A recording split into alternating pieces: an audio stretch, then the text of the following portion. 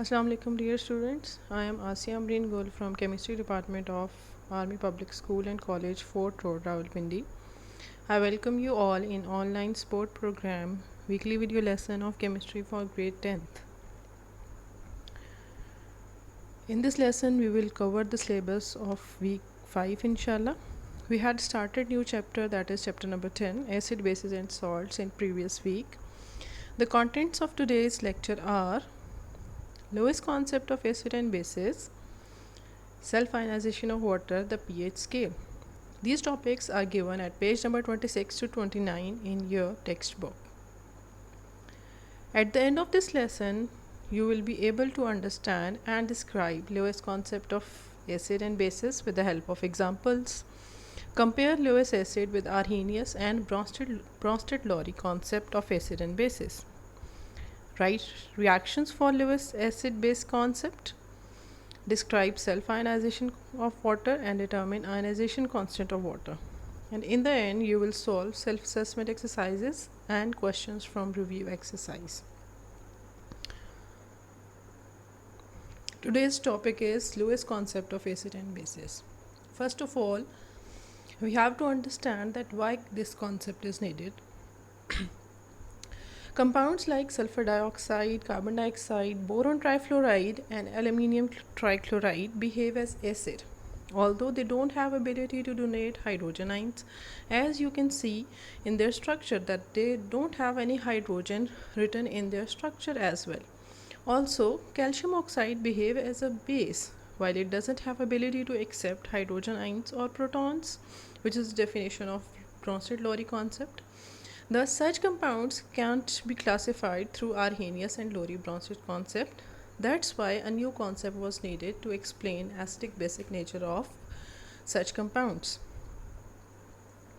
So, what is Lewis concept of acid and bases?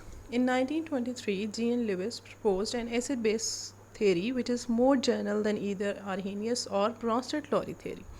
More general means that this theory describes a vast variety of compounds and their acidic basic nature.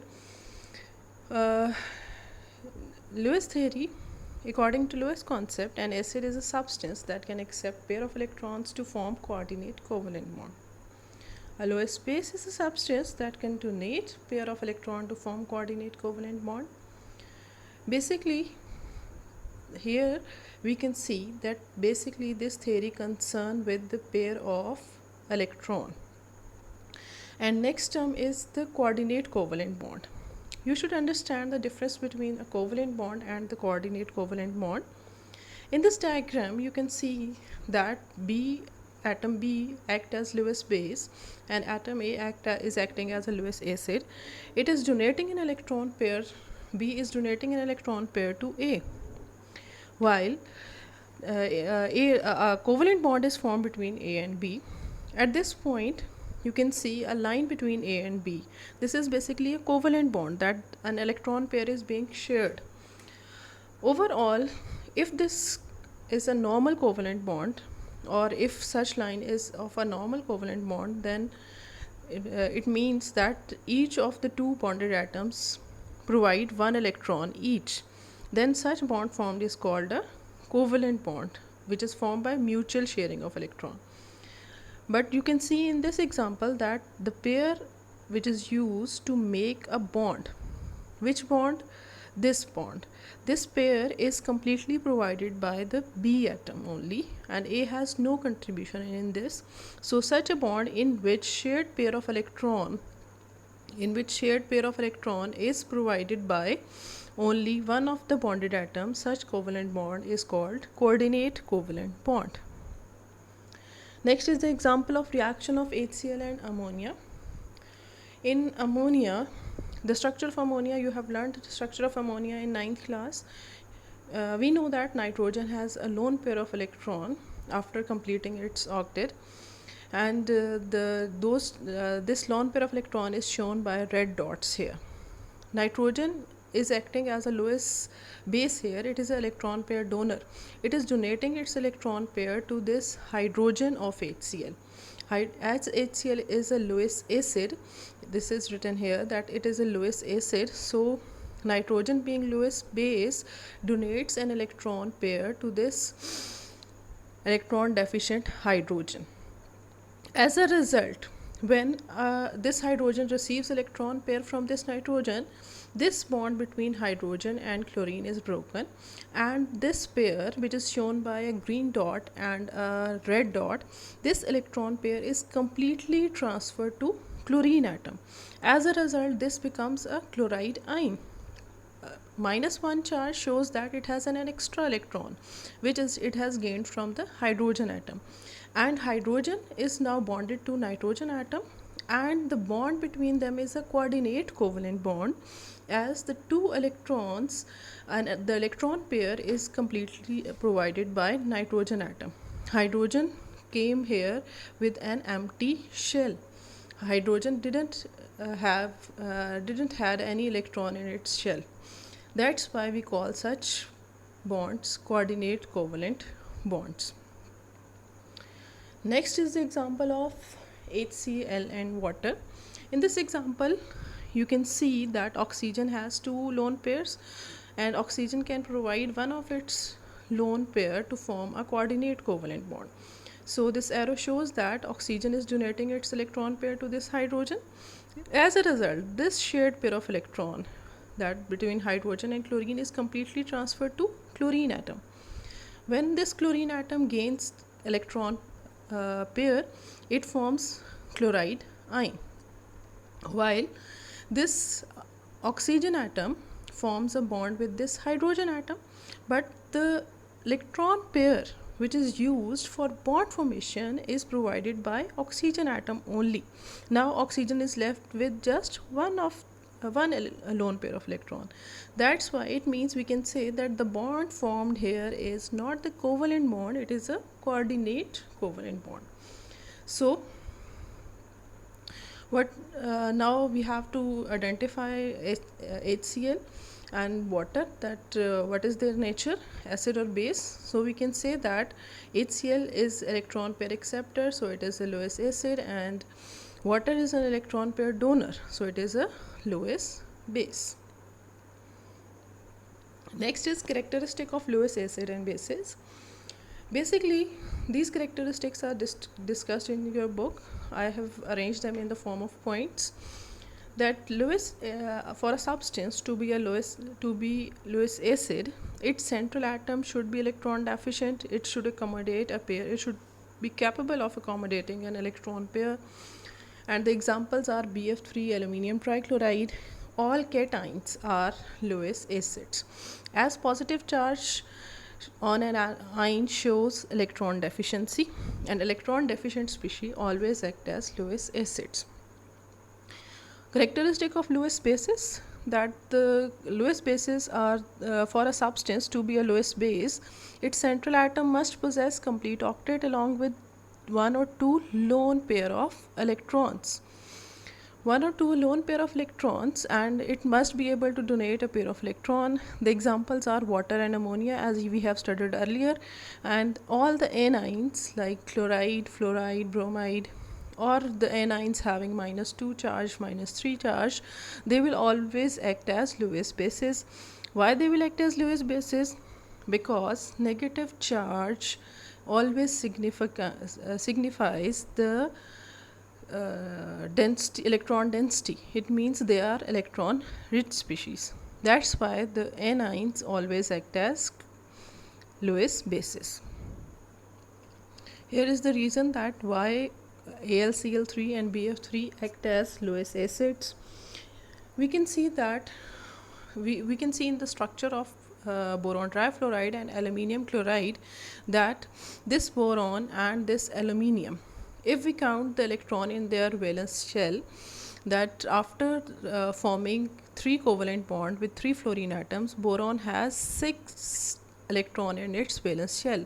2 electron, 2 electron, 2 electron. It has 6 electron in its valence shell. Same applies for aluminium. Aluminium is forming a molecule by covalent bond by sharing 3 electron with 3 chlorine atom, but still aluminium has 6 electron in its valence shell. 2 electron, one line represent 2 electrons, single line represent 2 electrons, single line represent 2 electron. It means it has aluminium has 6 electron in its valence shell, boron also has 6 electron in its valence shell, so their octets are yet incomplete. It means these two atoms have tendency to accept an electron pair, and the species which accept electron pair are always termed as Lewis acids. This is basically the detailed structure, the reaction between boron trifluoride and aluminium and ammonia. Basically, ammonia, in this example we can see that ammonia is donating an electron pair to boron. Boron is electron deficient species, and here a bond is formed by utilizing an electron pair of nitrogen atom. Such bond is called coordinate covalent bond. So if we analyze that BF3 is basically accepting an electron pair, so it is a Lewis acid, while ammonia is donating an electron pair, so it is a Lewis base. You are given this reaction in your book in this form. Next, basically, is the Lewis theory describes acid and bases in a different way from Arrhenius and Bronsted-Lowry theory. The substance defined as acid and bases earlier theories are still acid and bases according to Lewis theory. For example, HCl is an Arrhenius acid since it produces hydronium ion in the aqueous solution. It is a Lowry-Bronsted acid too since it donates a proton to the water molecule. And in terms of Lewis theory, it is again an acid since it can accept a lone pair of electron from water molecule. Notice that water molecule in this reaction behave as a Lewis base. Next example is ammonia. Ammonia is not an Arrhenius base because no hydroxyl group is there. It can accept a proton from water molecule, so Bronsted-Lowry base.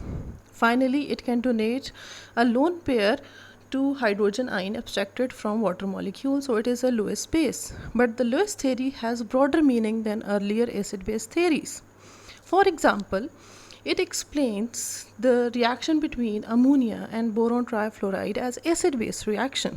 In this reaction, ammonia molecule act as Lewis base and electron pair donor, while boron trifluoride is a Lewis acid accepting this pair of electron. As a result, coordinate covalent bond is formed between the two molecules. Notice that the Arrhenius, not the Bronsted-Lowry theory, allow for treating boron trifluoride as an acid.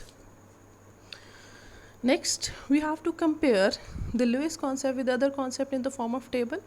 The comparison is given. We have basically discussed all the three concepts and we can compare them in the form of table in this form. Next, the second topic of today's lecture is self-ionization of water. Water molecules are highly polar. The collision between the water molecule are energetic enough to transfer a proton from one water molecule to another. You can see in this diagram as well that on collision, proton is being transferred to the other water molecule. And this is also elaborated by the reaction that this hydrogen in the form of proton is transferred to this water molecule. As a result, hydronium ion is formed, and the other water molecule, this one, is left with just O and H, that is hydroxide ion. When two water molecules combine to create one hydroxide and one hydronium ion through the transfer of proton, the reaction can be written in this form. This reaction is simply can be written as one water molecule ionizes to produce a proton and the hydroxyl group. Basically, hydronium ion and proton, we can say that hydronium ions are basically hydrated protons, that proton attached to a water molecule. So we can simplify hydronium ion with this proton, that one water molecule dissociate to form hydrogen ion, which combine with water to form hydronium ion, and then the remaining part becomes the hydroxide ion. Water is a weak electrolyte. You have studied in your 9th class that it basically it ionizes to a very small extent. The concentration of hydrogen ion and hydroxyl ion is extremely small at 25 degrees Celsius because equilibrium lies very much on the left hand side. Means कि reaction reversible है. लेकिन जो ions की concentration होगी वो बहुत कम होगी। Overall equilibrium जब इस्टेब्लिश होगा तो ज़्यादा मॉलिक्यूल्स वो अनआयनाइज्ड फॉर्म में होंगे और आइंस की फॉर्म में बहुत ही कम होंगे। Applying equilibrium expression on this reaction, we can write the Kc expression for this reaction in this form. Next, in the above expression, the value of water may be taken as having constant value because degree of ionization is so small. We have already discussed that out of 1000 आप कह लें कि just 3 to 4 molecules होंगे जो ionise होते हैं, remaining 996 remain unionized. That's why we can say that water in this expression is a constant factor. So we can simplify the expression in this form that Kc is also the constant, water is also constant. So we can simplify this reaction, or we can simplify this expression by taking that Kc into water equal to a new constant, that is Kw, which is equal to hydrogen ion concentration and product of hydrogen ion concentration and the hydroxyl ion concentration. This is known as the ion product of water or ionization constant of water. For water at 25 degrees Celsius, the hydrogen ion concentration and hydroxyl ion concentration is 1 into 10 raised to minus 7. The product becomes 1 into 10 raised to minus 14 at 25 degrees Celsius. In pure water, hydrogen ion concentration is always equal to hydroxyl ion concentration, which is equal to 1 into 10 raised to minus 7 moles per dm cube. This value is basically at 25 degrees Celsius. Just you have studied in chapter number 1 that equilibrium constant is temperature dependent factor. Same way, in the same way, Kw is also a temperature dependent factor. Its value changes by changing temperature. Next, what is the importance of Kw in an aqueous solution at 25 degrees Celsius? No matter what does it contain, product of hydrogen ion concentration and hydroxyl ion concentration is always equal to 1 into 10 raised to minus 14. This means that if hydrogen ion increases, the hydroxyl ion must decrease, so that product of 2 is still 1 into 10 raised to minus 14.